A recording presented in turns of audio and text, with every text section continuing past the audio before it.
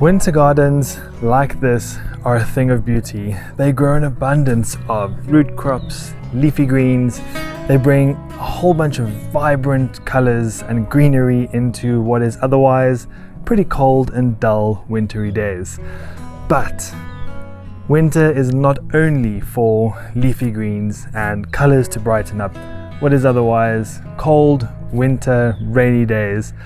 It's also the time you need to be planning your spring and summer garden.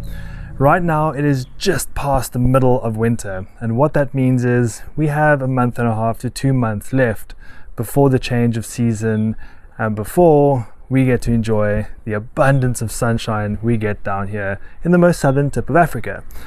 What does that mean? We need to get our summer crops planted into seedling trays as soon as possible so that we can get some really good growth on them before the seasons change, because what you don't want to do is plant your seeds out in spring, which means you only get to enjoy your first harvests beginning of summer.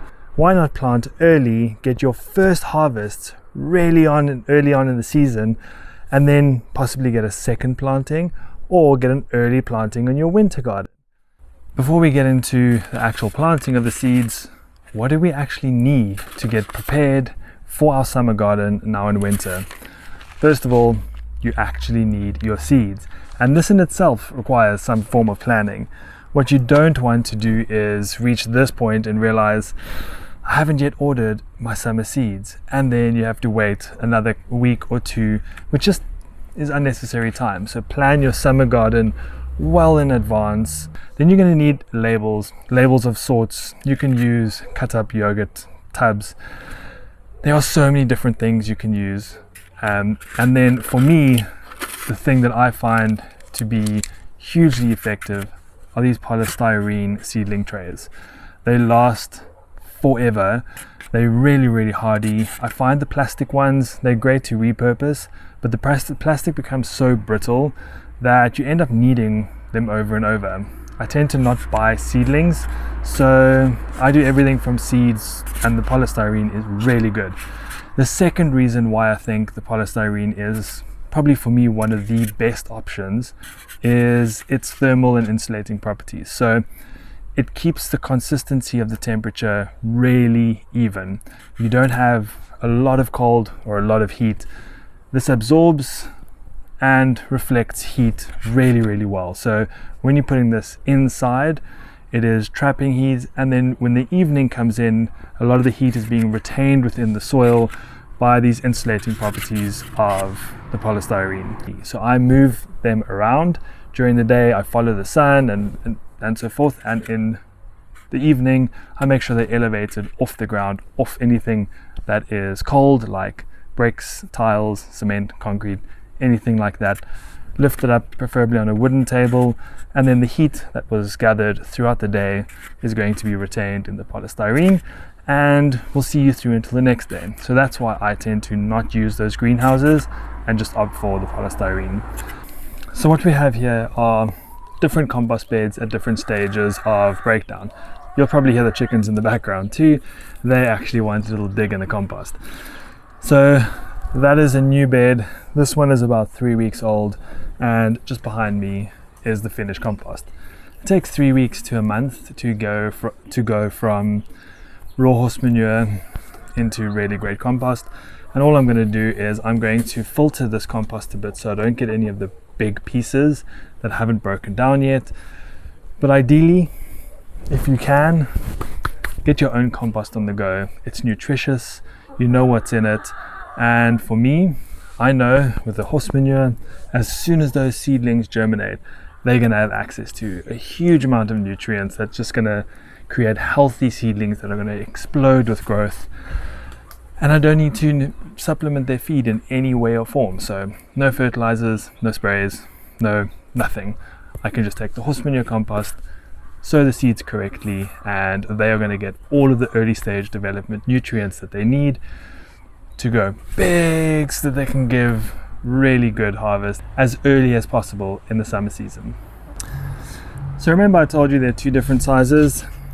This is the slightly bigger one with 3, 6, 9, 12, and this is the slightly smaller one with 16.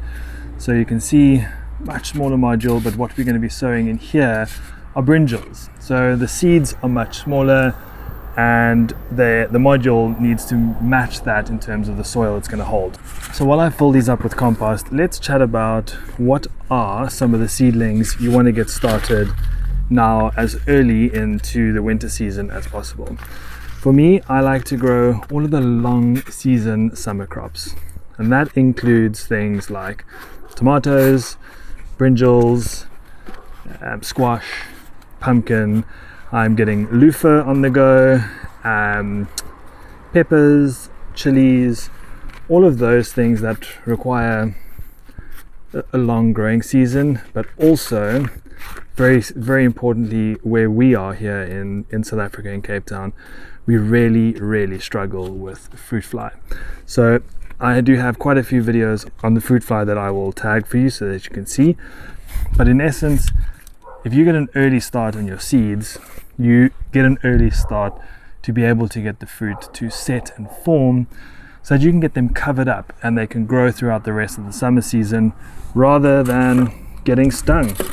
Who wants to put in so much effort into a garden all for your fruits and veggies to just get stung by the pesky Mediterranean fruit fly and pumpkin fly? So that's a major part in terms of growing pumpkins and squash.